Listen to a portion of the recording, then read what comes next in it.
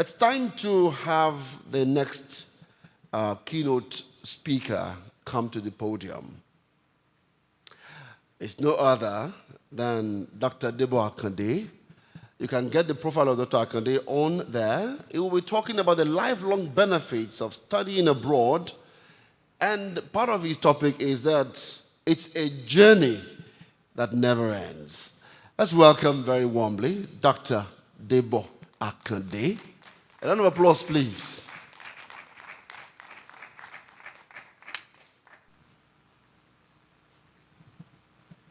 Thank you very much.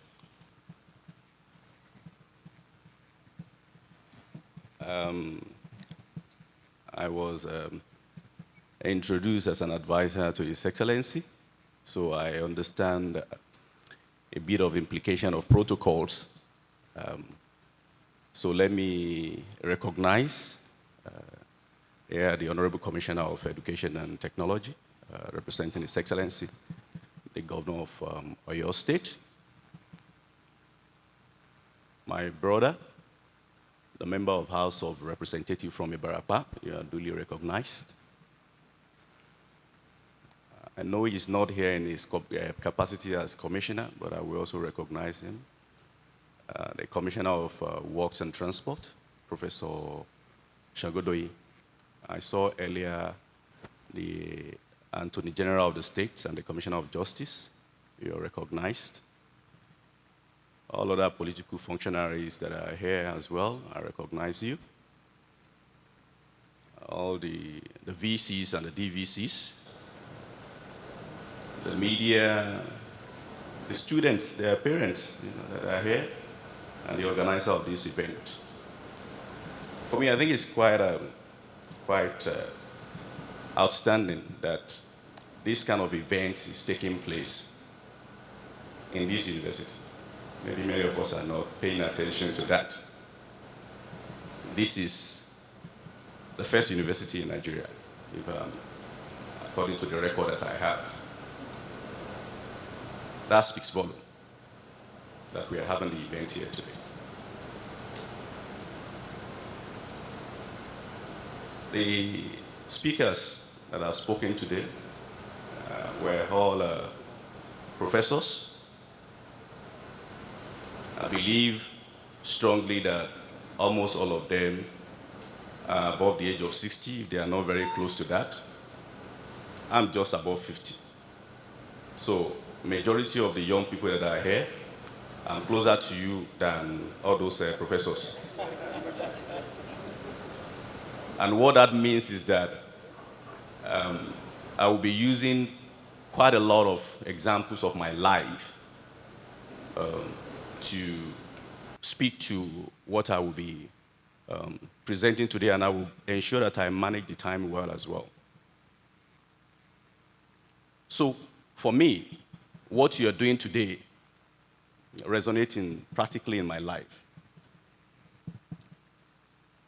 I finished secondary education here in Nigeria at the age of 15. I was the youngest in my set. But I did not see the door of a tertiary institution until 9 years after. So it means that there is a wilderness years of around 9 years. But the interesting thing is that I eventually have my tertiary institution overseas. So you will hear a little bit about that and how that will resonate with what you are doing today. And again, this is also very important to me because I'm also an example of Jakpada. Because I Jakpa and I have Jakpada.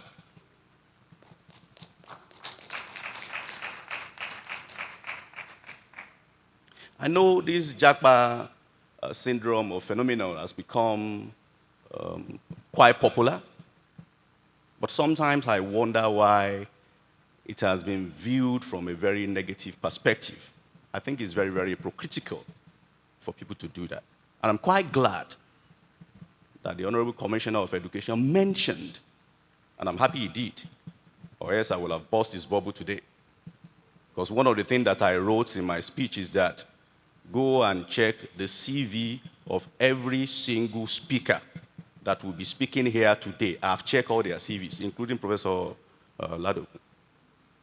They have all japa at one point or the other. Check their CVs.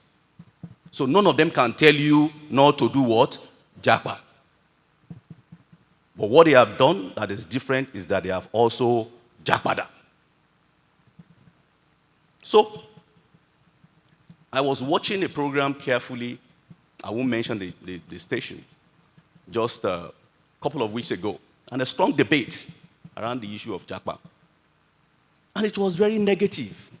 Every one of them, including the media person that was doing the interview, and they were all saying, oh, Nigerian young people should stay in their country. And you know what I did? It's not too far these days. I went online to go and check all their CVs. Every single one of them that were making that negative statement had also japa at one point or the other. So it's very hypocritical for them to do that. Then 2 weeks ago, I had the Honorable Minister, the Coordinating Minister of Finance, Mr. Wale Edun, made a statement around the implication of education and health migration on the forex of Nigeria. He actually relayed the data and said that close to around $20 billion, is it billion or $1 million? I can't remember precisely, was the amount that we have spent on health and education overseas as a Nigerian in the last 10 years. I think the figure must be very right. But what the Honorable Minister didn't do was to balance that and to tell us the amount of diaspora remittance that has come to Nigeria within that 10 years. Last year alone, Nigeria received $23 billion as diaspora remittance to Nigeria. Just 1 year, more than the whole 10 years that was mentioned. If I were Nigeria, I would send more to go abroad, so I would get more remittance. So when we are talking about migration, immigration, we should balance our statements. And interestingly, our Honorable Minister, I also went to go and see his CV. Actually, he started with from first degree in England. Our president has never hid it that he studied in America. So what then is the hypocrisy? So what I'm saying here is that I'm encouraging you that if you want to japa, japa. Okay? You are not new in doing this. Many of us have done it in the past. And the issue of migration is not just one way. As been said by the Vice Chancellor, it happens globally. I always wonder why the children of Israel left where they were and went to somewhere else. Even as far as the history of the Bible. They did. Many of you may not know that the Irish in America are more than the Irish in the Republic of Ireland. I'll give you the figure. In 2021, the numbers of the US residents who claimed Irish ancestry are 31.5 million, from around 6 million direct Irish migrants from Ireland to the US. The whole population of Ireland, as of today, is just over 5 million. More migrants outside. I had lived in Ireland before. I did my year out there. And when I was there, that was when you will see the emergence of industrialization to a very large extent in Ireland. Majority of those that borrowed those industrializations were Irish Americans. Even for the United Kingdom, for 30 years, over 1 million Britons migrate to Australia. Britons from England, they also migrate. So, we should stop being hypocritical about Japa and let nobody make you feel guilty of decisions that could transform your lives. Rather, we should support you and provide the right kind of guidance towards legal migration where and when necessary. People move when they need to do so. So Japa is no problem. And historically, people Japa to get better knowledge and develop their skills for economical reasons or social ties. But they always move for a reason. That is very, very important. And not just blindly. What you should not do or what should not happen to you is to Japa aimlessly without having an aim. You should not Japa uninformed. You should not Japa as an illegal migrant. Seek information as you are doing today. Deepen your knowledge about the pros and cons of migration. Education abroad has its own challenges. Their modes of learning may be different. Search deeply and keep on searching around the countries you would like to go. And the opportunity it poses for you.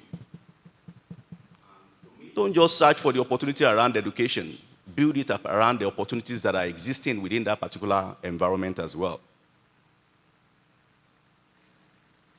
And to me, most importantly, when you are planning to Japa, not when you have Japa, that is when you should start planning to Japa that. We call it exit strategy. I did that. As a matter of fact, and this may make you laugh, I made a choice of the woman that I got married to based on that. I had a choice. And one was never going to come back to Nigeria. And I said, that cannot happen. I was going to come to Nigeria. And I chose not to go with that relationship. So I knew from day one that I was going to come back. How, when, was not very clear. But my exit strategy was too clear to me. You will feel homesick. Prepare for that day from the beginning of your plan.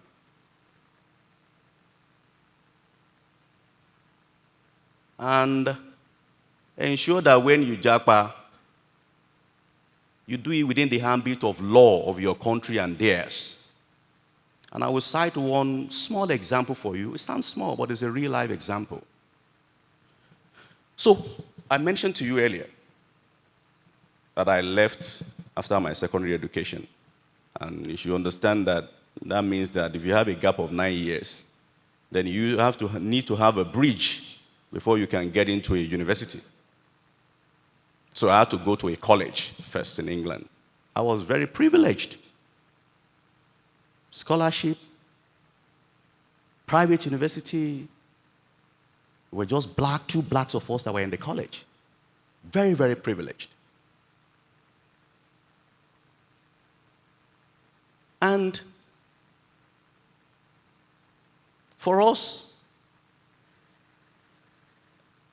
two of us that were black in that particular college were the oldest among the rest.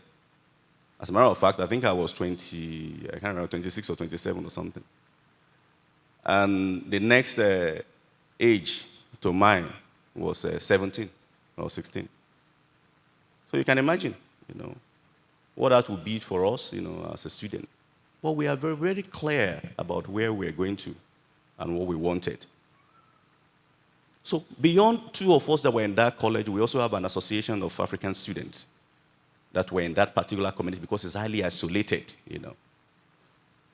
And one of the things that we were offered then was an account, like a loan in banks. I remember very well it was around £2,000 that we were given, interest-free, even for us as a non-whatever student at that particular point in time.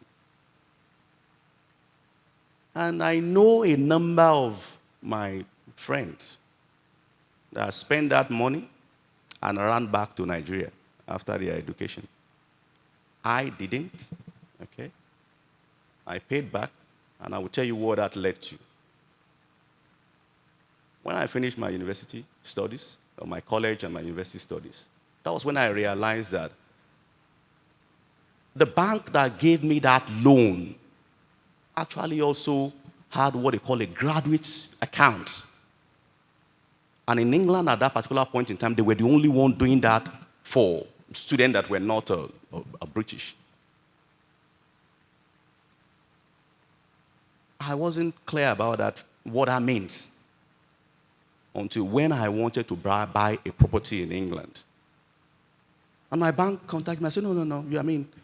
Your graduate account, and you can check this with HSBC in England, gives you the opportunity to buy a house with 0% deposit. And because you have managed the account very well as a student and moving to to use the graduate account and all what have you, then you are entitled to buy a house with 0% deposit. That was how I bought my first house in England. Today, I have portfolios of properties as my private investment based on what happened at that particular point in time. That singular action will probably have changed things negatively for me today, but it has added a lot to my life. So when we're talking about JAPA, the point remains that you should ensure that the legal system of your country and theirs, you don't joke around with it. When you put all things in perspective, you could benefit from having an advanced learning. I will tell you what that means. The Vice Chancellor from Botswana University mentioned the aspect of soft skills. And I dare to tell you that in today's employability, soft skills is probably by far 40 to 50% of what is required for you to get a job, not your technical knowledge. I'm saying this because I have the privilege of recruiting consistently. By the way, I'm not just an advisor to His Excellency. I'm a director general of an agency within the government. But those ones doesn't really count that much, although they count. I am a director in the International Institute of Tropical Agriculture, the second Nigerian to reach that particular position. I have responsibility for 17 countries in Africa. I wouldn't have attained this without my education overseas and the skill sets that I built during that period. The question that many people ask me today is that how do you manage, leading both? You're working with the state at that high level, and you're working at that high level with IITA. Those were the skills that I had built when I was in the university studying abroad. And by the way, Oyo State government will tell you, and you can Google this, and I have my colleagues here. We are making reference to two areas that has contributed significantly to the government of His Excellency in the last 4 years. Agribusiness will be one. I dare say that. And that has not also created problem for me with my work in IIT. For 10 years of my work in IIT, 8 of those years, I've gotten what they call exceed expectation in my performance evaluation. That is the highest you can get. 8 good years, including the 4 years of being in this government. So there must be some skills that you have that give you the capacity to be able to handle both, and you are excelling in both as well. My JAPA helped me. My knowledge and the skills that I grew studying overseas is helping me. You will develop strong skill set. I've mentioned how my JAPA supported my economical growth today. And you will make friends as well. You will build an excellent confidence, I must tell you. I won't go deeply into that, but I can rightly tell you that today, it's just psychological for me that wherever I walk, I feel as if I'm one of the best. It's just in my mind. Regardless of who you are, the color of skin, or where you have studied. I went to some of the best schools in England. I had a stint at Oxford. So, where else? And that alone is very, very powerful. Your mindset. From today that you are making your decision to Japa, it will be essential for you to start considering Jakpada and plan towards Jakpada. Design your exit plan. I did, and it has greatly determined my success. I believe what is happening today is very laudable to provide the right context of Jakpa and guide you well to be well informed and to objectively make decisions in what I have referred to as Jakpadizing, a process of immigration and emigration. For me, the story has been of a brain gain and Jakpada. You can also make a choice if that is the kind of story you want. Thank you very much.